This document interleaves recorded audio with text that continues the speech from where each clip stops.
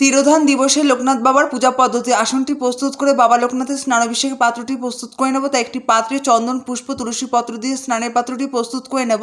এরপর বাবা লোকনাথকে স্নানের পাত্রে স্থাপন করে সর্বপ্রথম 7 বার প্রদক্ষিণ করে বাবা লোকনাথকে পঞ্চামৃত দিয়ে স্নানাভিষেক করে নেব। এরপর ঠিক একই পদ্ধতিতে বাবাকে সুগন্ধি জল দ্বারা স্নানাভিষেক করে নেব।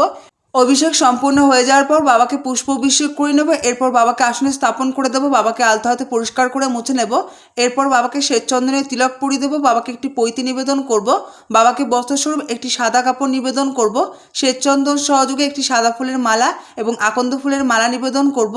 এরপর বাবার শ্রীচরণে এবং বক্ষে চন্দন সহযোগে তুলসী পত্র নিবেদন করব। একটি দুর্বার দল নিবেদন করব।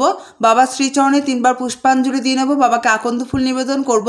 এরপর বাবার শ্রীচরণে প্রণাম করে নেব। বাবাকে বাবার প্রিয় ভোগগুলি নিবেদন করে দেব। এরপর পানীয় জল নিবেদন করে দেব। পুজোর সবশেষে বাবার আরতি করে নেব। জয় বাবা লোকনাথ।